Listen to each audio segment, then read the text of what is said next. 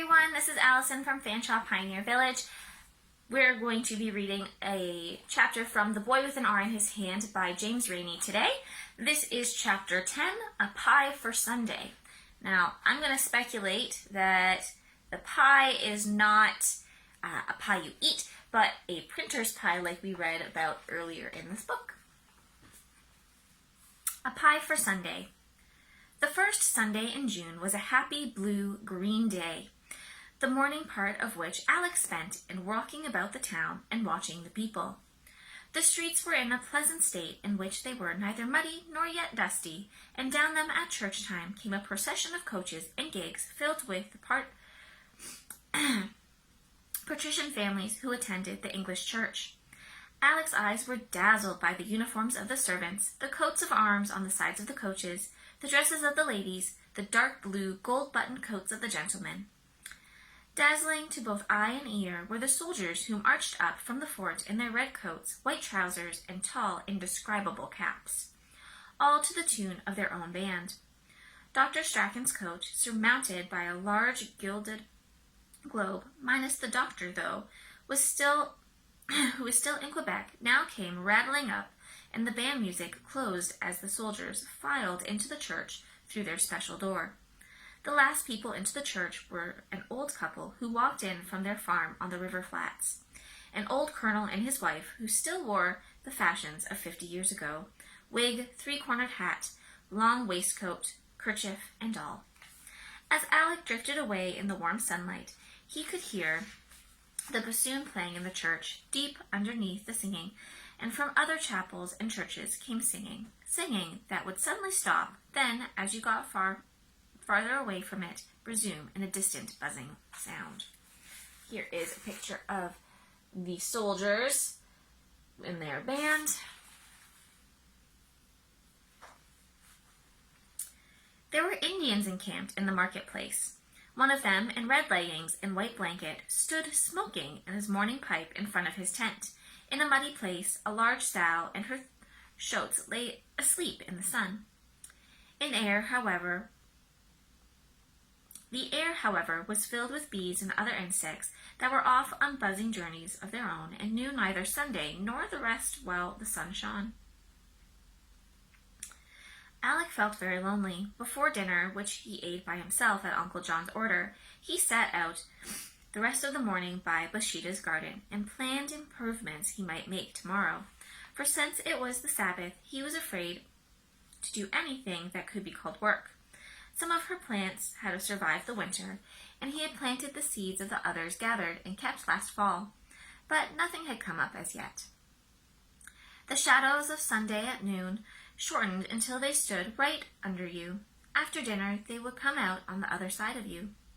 Some hours later, Alec was sitting with his back to one of the McAllister pear trees. Like lingering snowflakes, white blossom petals still lay about on the grass where Alec was reading his pocket Bible.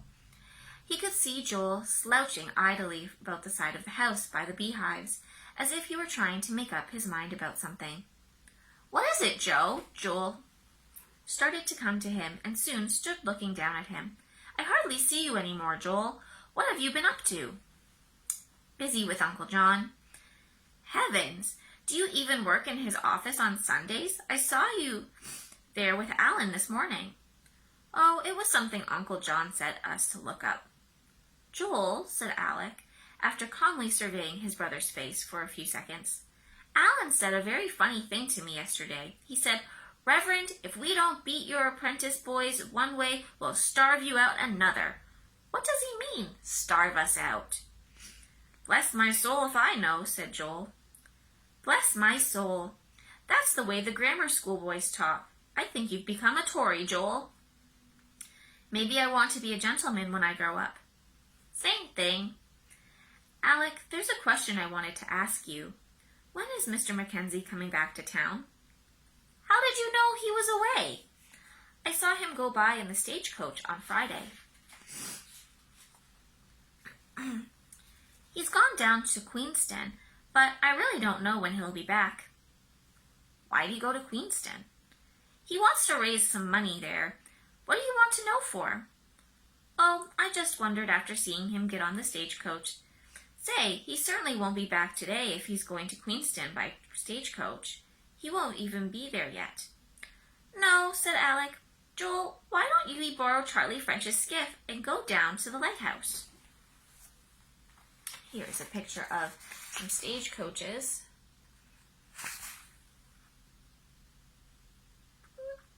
I was thinking, oh, maybe this is Joel standing here. It's like a little boy standing amongst the coaches. Maybe, don't know. "Haven't the time, Reverend," came Joel's voice from the top of the garden where he had already withdrawn. Then he disappeared. Some minutes later, a hand opened the bull's-eye window in the gable of Uncle John's house and waved a handkerchief back and forth 3 times.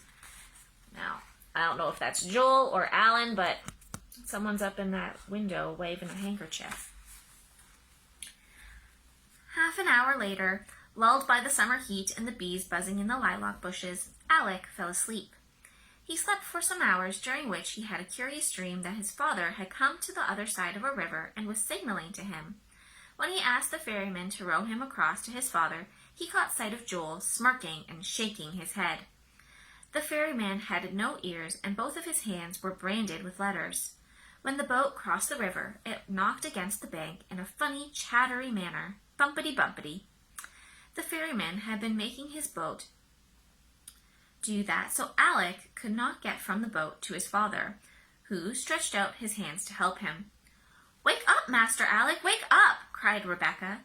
The bumping of the boat was her shaking him, and the ferryman's marked hands faded into her one marked hand. "What is it, Rebecca?" Alec rubbed his eyes and started at how much longer the shadows were. "The Tory boys are setting to march on Mr. Mackenzie's place and tear it down or something bad like that. We must run to one of the magistrates. There's Mr. Allen. He's a magistrate and lives right close. Master Alec, I have to run to tell him, and he says he won't come. Or I have run to tell him, and he says he won't come. He says he got no call to defend upstart, disloyal people's property." "How do you know they're going to do anything to Mr. Mackenzie's house, Rebecca?" Rebecca explained that she had been out walking along Palace Street by the lake front and thinking of her young man who, not 20 miles away, was probably walking about his newly sown farm thinking of her. Peter would have walked in to see her that Sunday, but to take a journey on Sunday was forbidden in their Bible, even to see a loved one. Perhaps he would come in next market day. Happening to glance back at her employer's house, she had seen someone signaling with a handkerchief from the round window in the gable. "That was Master Joel, Alec," said Rebecca. "I saw his face in the window." Rebecca had turned to see whom he might be signaling to. She caught sight of Mr. Jarvis stepping under the merchant's wharf by walking out onto the wharf as others were doing in promenade fashion, and by straining her ears, she was just able to hear Jarvis say to someone else under the wharf that the Scotsman certainly wouldn't be back today. Meet at the place where the cudgels. Set up some type for the Scotsman. Alec told Rebecca to run to the Snyder Tavern and find Charlie French. "Tell him to get down to the shop on the double," said Alec as he himself ran out of the garden and tore down the street toward the printing shop. King Street was deserted. Any people who were abroad were down at the wharf watching a steamboat depart, and there were not many of these, for it was the time of day when most families in York were having tea or supper. The trumpet sounded from the boat, the signal that the Martha Ogden was about to leave. Alec hammered at the Mackenzie house door. It seemed ages before Mr. Mackenzie's old mother came down to answer. Both she and Mr. Mackenzie's oldest boys, James, an apprentice to the printing trade like Alec, wondered what Alec was so excited about on such a calm Sunday evening. Old Mrs. Mackenzie had a cup of tea in her hand. "The Tory boys are coming to wreck the shop. We've got to try and stop them. Rebecca says we can't get Mr. Allen to stir. James, you go over and tell him it's too small, or I'm too small. Surely he won't stand by and watch a men's house get broken into." While James, who really had red hair, that was pardon me, while James, who really had the red hair that was represented in his father by a red wig, flew over to Mr. Allen's house. Alec tried to push some of the heavy tables up against the front door. James came back with the same news that Rebecca had. Magistrate Allen could not be bothered, although he now emerged from his house to watch whatever needed watching. Needless to say, Mr. Allen was of the government party. "They're singing," said James. They could hear quite a few voices singing something like, "Sensi Prince Tripe will smash his type, all for king and country." "They've each got a big stick," said James. About 12 men and youth, headed by Mr. Jarvis, came up from beneath the bank onto Palace Street, marching in single file. They came straight towards the door of the printing office, and James hurried both Alec and his grandmother out of the place for fear they would be hurt. The rioters acted as if there was nothing more legal or worthy to do on a Sunday evening than smash up the press and type of a newspaper that had dared to criticize their fathers and poke fun, had dared to say that grandfather, instead of being a noble lord, had been a humble cobbler in the army. Underneath the lampblack, some of the attackers had daub on their faces. Alec easily recognized Cousin Allen, John Lyons, who was the lieutenant governor's private secretary, quite a few law students from Uncle John's office and the offices of other prominent officials, and Raymond Baby and his cousin, and his brother Charles. Their leader pushed open the door, the rioters filled into the shop, and soon the sounds of smashing and throwing drifted out. Here's a picture of the rioters breaking up the print shop. The leader pushed open the door, and the rioters filed into the shop, and soon the sounds of smashing and throwing drifted out. Alec looked over at Magistrate Allen, who was grinning and laughing with the rioters. "What a shame it is," cried James to Mr. Jarvis. "What a shame to wreck a man's livelihood." "You say a word," blustered out Jarvis, his face reddening under the lampblack, "and I'll knock you down." With hammer and sticks, the Tory boys soon finished pounding the type that was set up. Then they pied it by sweeping it onto the floor. 6 of them heaved at the press until they had toppled it over. It went over with a tremendous big crash, heard up and down the street. Some passers-by stopped to watch, and one of them, a carpenter, would have helped if he had not seen Mr. Allen standing by. What could he, one man, do against a dozen men? Why should he move when the law itself did not move? Even Charlie French, when he came running up, and he was more reckless than most, decided watching was best. The queens and leads were smashed and bent. The composing stone was pushed over and cracked. The picture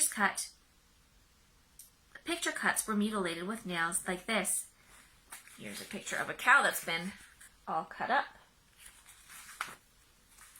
And last of all, each one of the rioters seized a tray of type and came outside with it. Some chose to dump their tray in Mr. Mackenzie's garden. Others raced down to the wharf and threw the cases into the lake.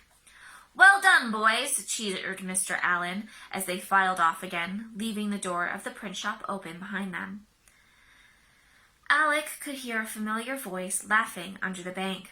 While James confronted his grandmother, who was weeping and very disturbed, Alec watched the Tory boys leave their cudgels at his uncle's office and then disperse, laughing and joking in high spirits. He went down to the lake to wash off the lampblack that Cousin Allen had smeared on his cheeks as a parting gesture. In the water he saw something gleaming. It was a great capital R that had fallen out of the cases thrown into the lake by the rioters. He picked it up and turned it over. The swallows were flitting back and forth from the nests under the wharf. He caught sight of his uncle sneaking down the beach, hugging the shadows of the bank and thinking, no doubt, that no one had saw him. Alec put the capital R into his pocket. Here's Alec's hand holding that capital R. Well, friends, I hope you have a fantastic day, and I will see you very soon for another chapter of The Boy with an R in His Hand. Have a good afternoon.